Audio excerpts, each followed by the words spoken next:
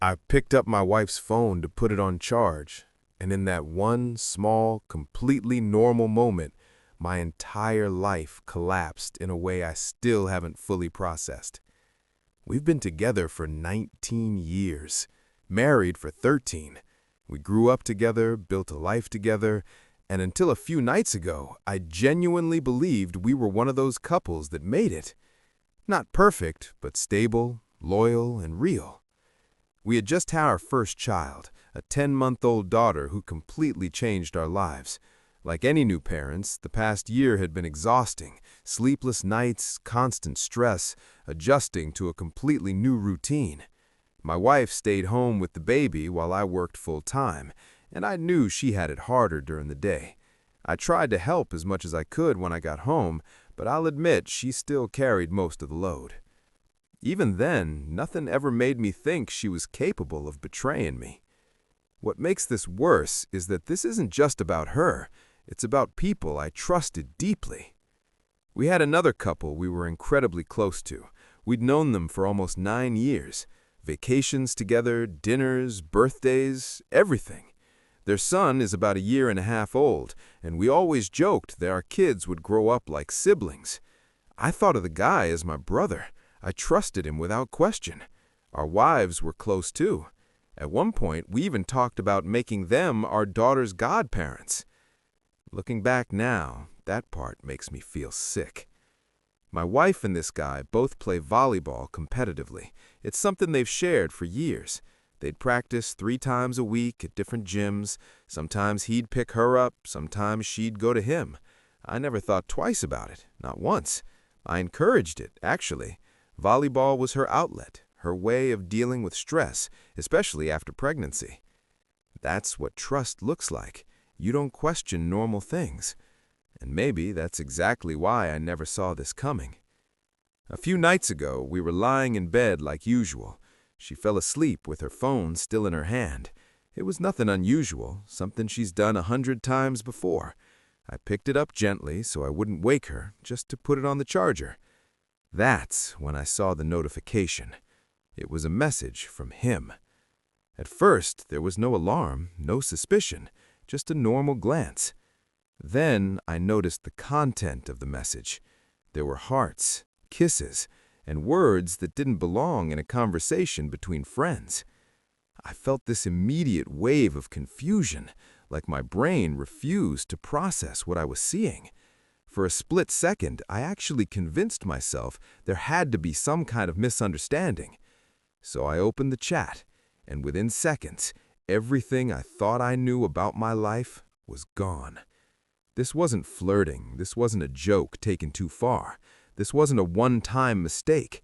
They were in a relationship. She was telling him she loved him, telling him she missed him, saying she couldn't wait to see him again, to be in his arms. The tone wasn't ambiguous. It was clear, emotional, and deeply personal.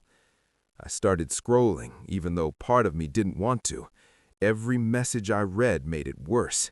There was history there, a long history. This had been going on for over a year.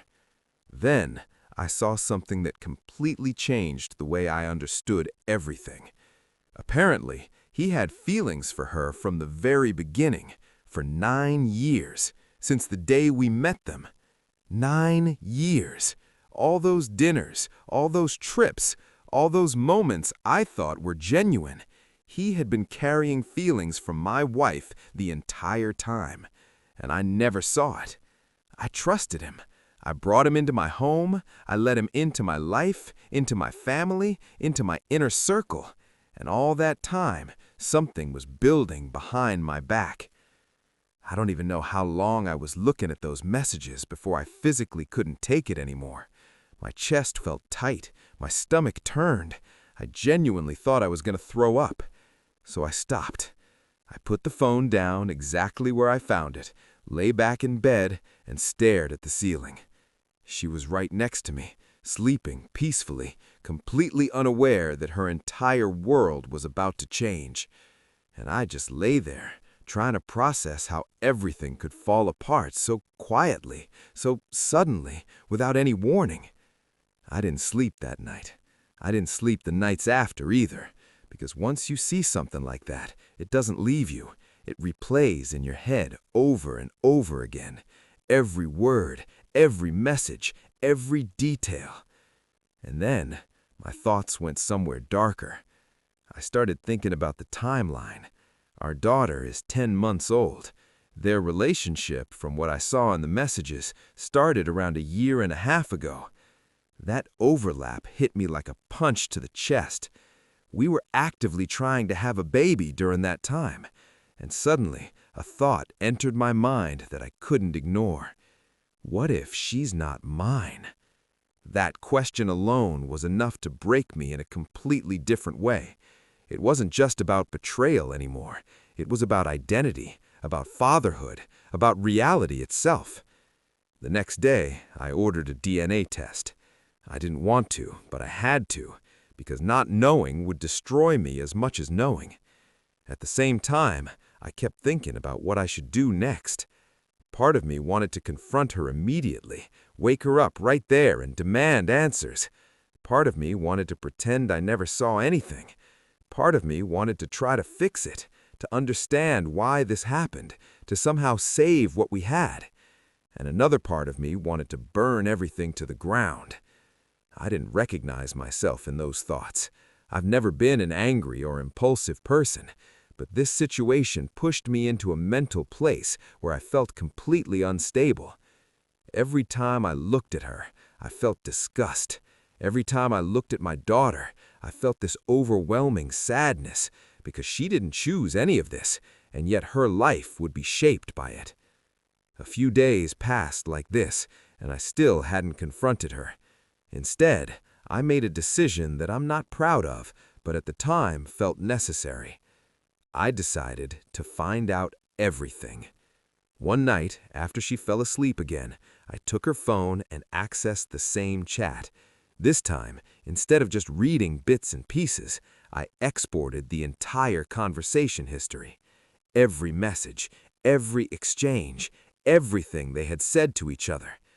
Then I started going through it, slowly, carefully, and what I found removed any doubt that this was something temporary or shallow. This was a full emotional relationship. They talked about their feelings constantly, about how hard it was to hide what they had, about wanting more time together, about their connection, their bond, their love. There were also gaps in the conversation, days missing, chunks of messages clearly deleted, and that part made it worse, because it meant there was even more I wasn't seeing. But even with what remained, the picture was clear. This wasn't confusion. This wasn't accidental. This was intentional, ongoing, and deeply personal. The strangest part of all of this is that they have no idea that I know. I've been acting completely normal around her. Actually, not just normal, better than normal. More affectionate, more attentive, more present. And she's noticed. I saw a message where she told him she doesn't deserve the way I treat her. Reading that gave me a strange sense of satisfaction, knowing she feels guilty, knowing she's aware of what she's doing. But at the same time, it doesn't change anything. Because when I'm alone, everything falls apart. I can't eat properly, I can't sleep, my mind constantly replays everything I've seen. I sit there thinking about their conversations, about the moments they shared, about how long this has been going on without me having any idea. Even at work, people have started noticing a change in me. I used to be social, talkative, the guy who made jokes and kept things light. Now, I barely speak unless I have to. One of my coworkers actually asked me if everything was okay because I looked depressed. I brushed it off, but it made me realize how visible this has become. A few days later, the DNA test results came back. She's mine. My daughter is biologically mine. And I've never felt such a mix of relief and pain at the same time.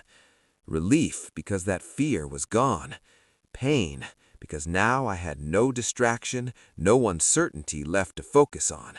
Now it was just the reality of the situation. At that point, I knew what I wanted.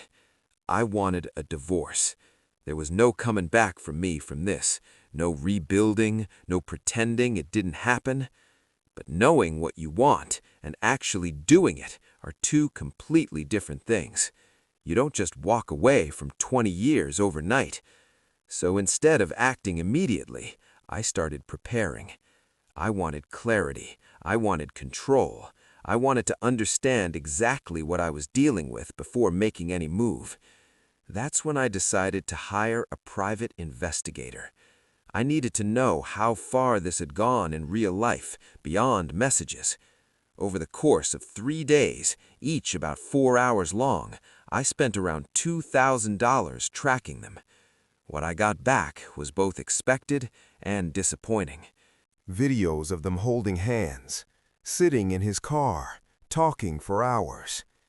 They weren't spending most of their time playing volleyball like I had assumed. They'd play for about an hour, then leave and spend the rest of the time together, alone. That detail hit harder than I expected, because it meant this wasn't just something that existed in messages. It was real, physical, present. And the worst part is that I still see him regularly.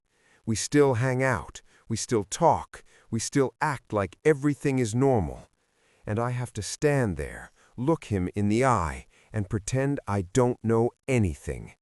It takes everything in me not to lose control, every single time.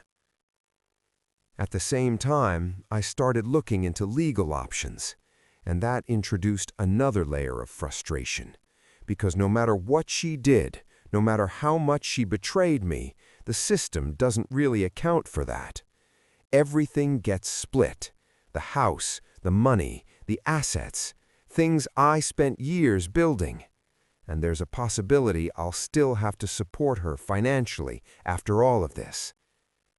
That part makes it hard to stay rational. But I'm trying to think long term, because reacting emotionally now could cost me more later. So I've been gathering evidence, screenshots of messages, records of conversations, documentation of everything I can access. Not just for legal reasons, but for closure. Because I know that when this comes out, people won't believe it. They see us as the perfect couple. They see them as good people. No one sees this side, but they will. Because I've already started planning what happens next. I'm going to talk to his wife. She deserves to know. And I'm not going to do this quietly. I've even considered serving divorce papers in public, at one of their volleyball sessions, in front of everyone, at the same time. Because if my life is going to fall apart like this, I'm not going to sit back and let them walk away without consequences. I don't know exactly how it's going to play out yet, but I do know one thing. Whatever happens next is going to change everything, and it might destroy more than just my life. Update. I wasn't planning to post again.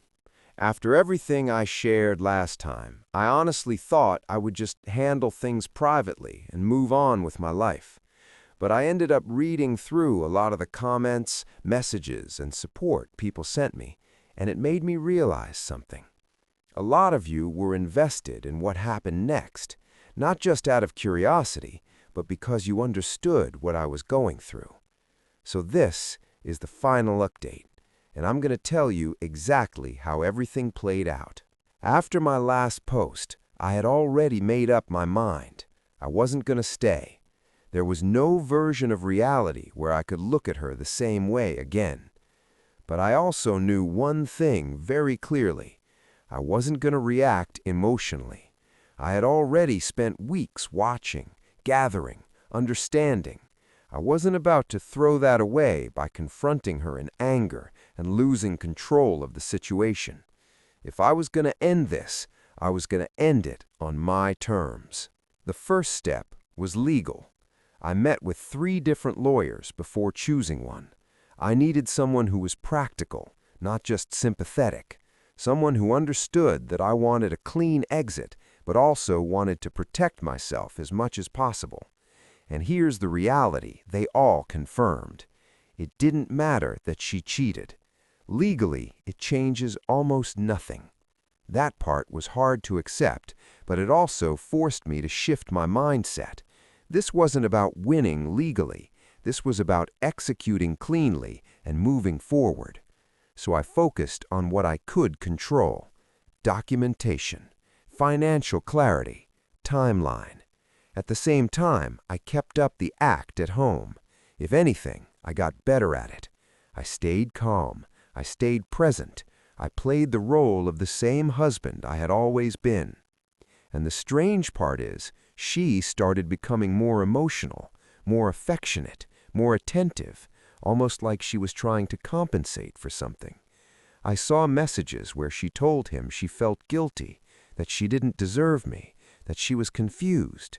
And for the first time, I stopped feeling angry when I read those.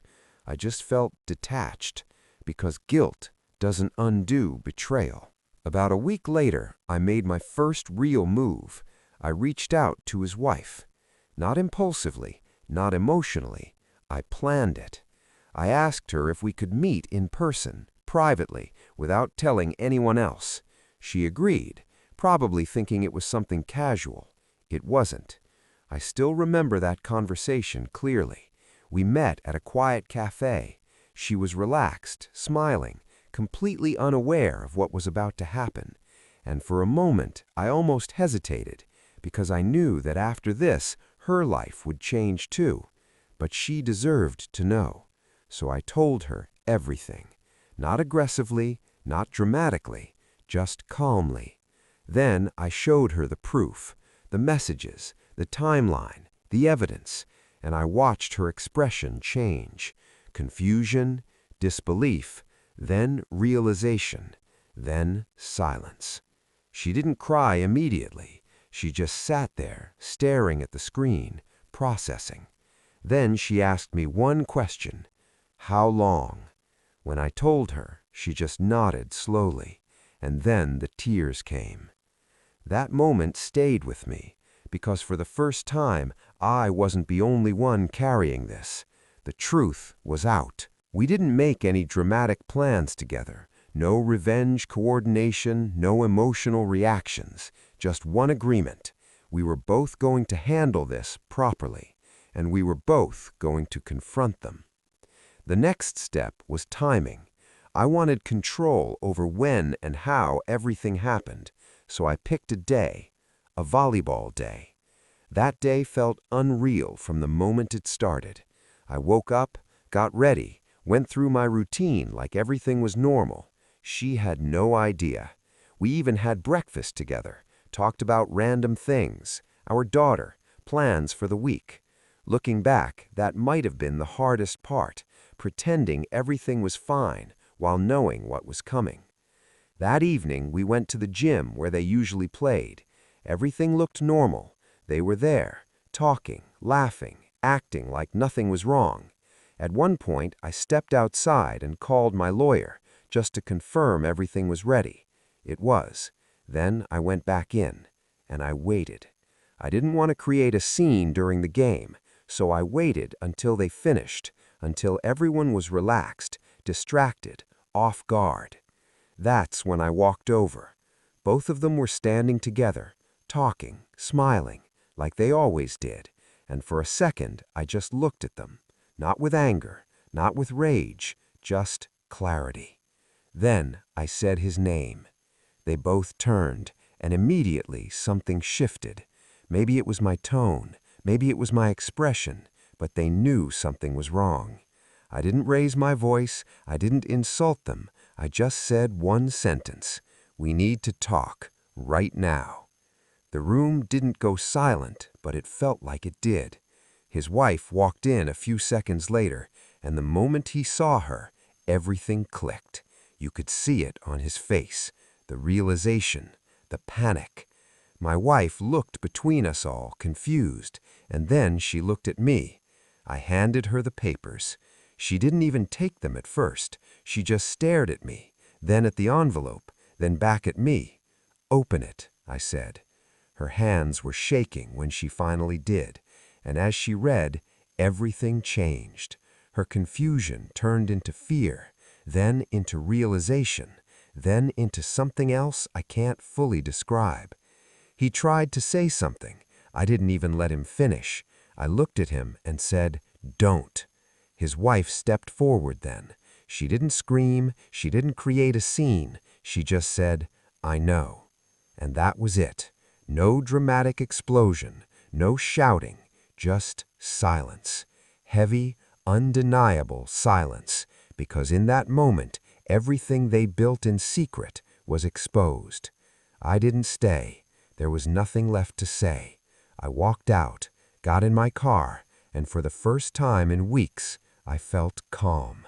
Not happy, not relieved, just calm. The next few weeks were difficult, but different. Not chaotic like before, structured, focused. We moved forward with the divorce. There were discussions, negotiations, compromises. Some parts were frustrating, especially financially, but I stayed consistent. I didn't let emotions dictate decisions. We eventually reached an agreement. The house was sold, assets were divided, custody was arranged in a way that prioritized our daughter, and through all of it, I stayed focused on one thing: moving forward. The first few weeks after everything ended were quiet, too quiet. For 19 years, my life had a certain structure, a certain rhythm, and suddenly that was gone. There were moments where it hit me again, late at night, random memories, small things that reminded me of what used to be. But something was different this time. It didn't consume me, because I had closure. Not just from ending it, but from how I ended it. I didn't react blindly. I didn't lose control. I didn't let them dictate the outcome. I handled it, on my terms, and that made all the difference. Over time, things started to stabilize. I focused more on work, on my routine, on being present for my daughter. That became my anchor. Every time things felt heavy, I reminded myself of one thing: she's watching, she's learning, and the kind of man I become now will shape her future. That perspective changed everything. I also started therapy, not because I was falling apart, but because I wanted to process everything properly, understand it, learn from it, move forward without carrying unnecessary weight. And slowly, things started getting better. Not in a dramatic way, not overnight, but gradually. I started sleeping better, thinking clearer, feeling more in control. And then, one day, I realized something. I hadn't thought about them all day. That was the moment I knew I was moving on. Not because I forgot, but because it no longer defined me. As for them, I don't really know what happened long term, and honestly, I don't care, because that chapter is closed. What matters now is what comes next. I still believe in relationships, I still believe in trust, but now I understand something I didn't before. Trust isn't blind, and love isn't unconditional. And sometimes, walking away is the strongest decision you can make. If you're watching this and going through something similar, I'll say this: don't rush your reaction. Don't let emotions control your decisions. And most importantly, don't lose yourself trying to hold on to something that's already broken. Because in the end, this wasn't the end of my life. It was just the end of a chapter. And the next one is entirely mine to write. More drama is waiting. Check out one of these 2 videos next and subscribe so you don't miss the next upload.